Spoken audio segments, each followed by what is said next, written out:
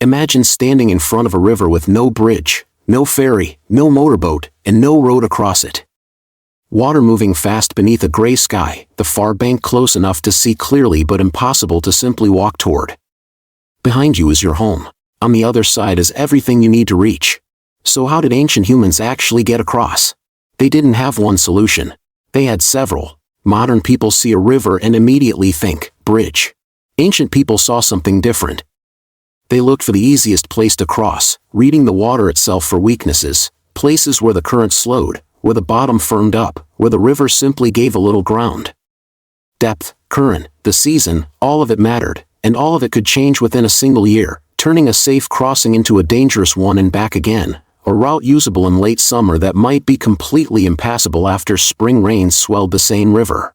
And archaeological research from the Roman frontier shows that movement through a landscape was often strongly shaped by exactly where these crossing points sat, roads bending toward them rather than running in a straight line regardless of the water, engineers and travelers alike working with the river instead of against it.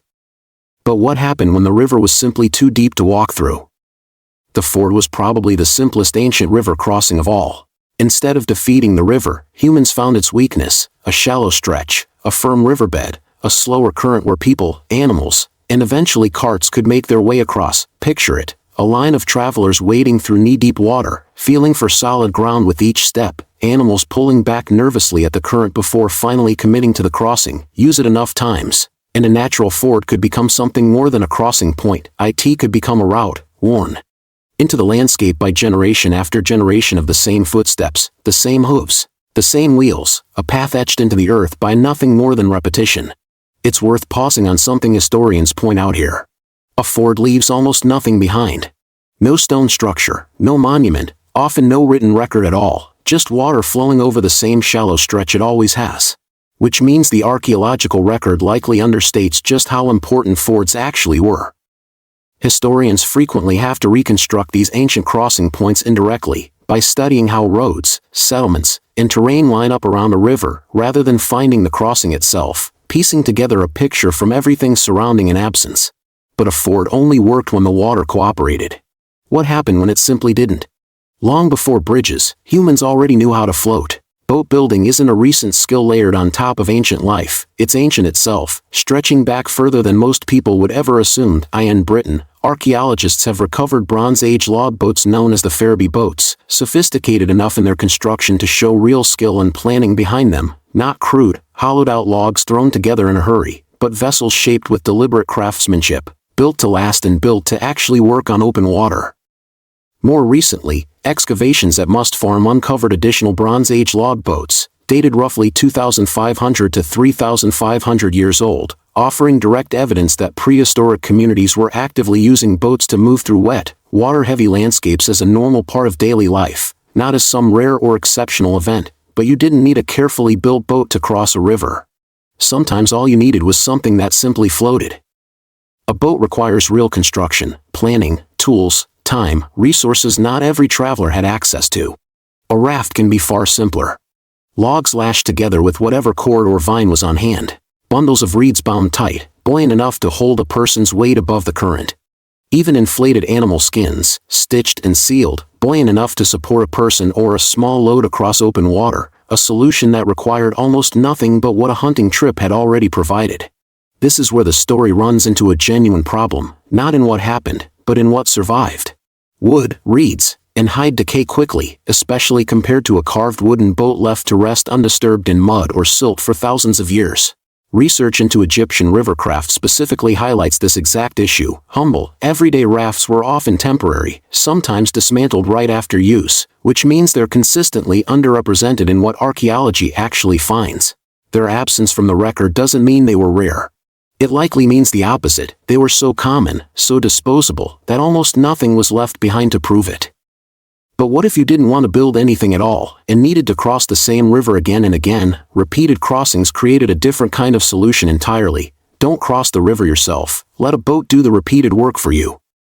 Ferries carried people, animals, and goods back and forth across the same fixed point, sometimes relying on poles, ropes, or the current itself to guide the crossing, a single vessel making the same short journey dozens of times in a single day. It's important to be careful here. Evidence for specific ancient ferry systems is harder to establish in many locations, and individual examples need to be treated with real caution rather than assumed universally. What we can say is that the underlying need, repeated, reliable movement across the same stretch of water, clearly existed, and ferries were one practical answer wherever conditions allowed it, turning a single crossing point into something closer to a fixed piece of daily infrastructure. For ordinary travelers, a ferry solved the problem well enough.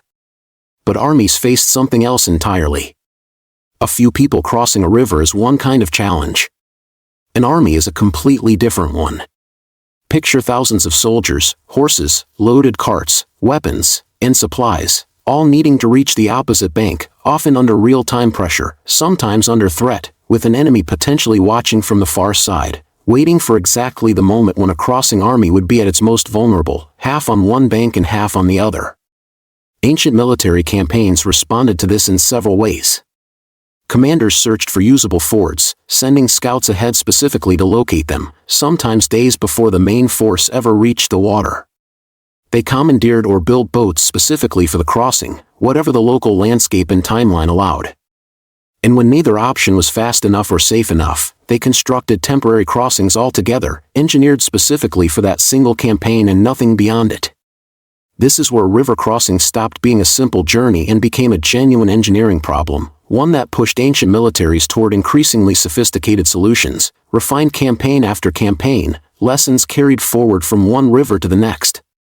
Before permanent bridges became widespread, engineers had already learned how to build something that worked just as well for the moment, then disappeared without a trace once its job was done.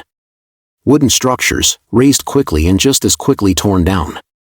Boats lashed together to support a walkway, forming an early pontoon-style crossing that could carry an entire column of soldiers across in a single afternoon. Roman military engineering, in particular, became remarkably capable at this kind of rapid, temporary construction, built for a specific campaign, then dismantled or abandoned once it had served its purpose. It wasn't about permanence. It was about solving today's problem today, without wasting resources on a structure the army might never pass through again. But once humans learned how to turn a river crossing into a temporary road, something far bigger started to take shape. Crossing a river was never really just about reaching the other bank. Over time, these crossing points began shaping entire patterns of human life around them. Trade routes bent toward reliable fords and ferry points, merchants planning entire journeys around where the water could actually be crossed, sometimes adding days to a trip simply to reach a known, dependable crossing rather than risk an unfamiliar stretch of river. Settlements grew up specifically near dependable crossings, places where merchants, travelers, and soldiers all had to pass through, whether they wanted to or not, turning a simple ford into the anchor of an entire town. Markets and inns clustering around a spot that started as nothing more than shallow water. Military strategy revolved around controlling these same locations, because whoever held the crossing effectively held the route itself, and with it, control over everything moving along that route, goods, messages, and armies alike.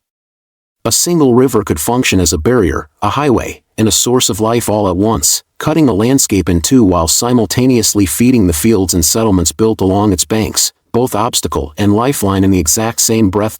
So when did humans finally decide that simply finding a crossing wasn't enough, that they should build their own way across instead?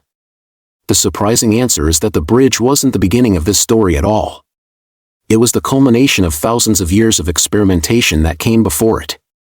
First, humans walked through the water, at the ford, where the river itself allowed it, then they floated across it, in boats built to last, and in rafts built to be used once and forgotten, left to rot on a distant bank. Then they built something temporary, engineered for a single crossing, a single campaign, a single urgent need, torn down the moment it had served its purpose.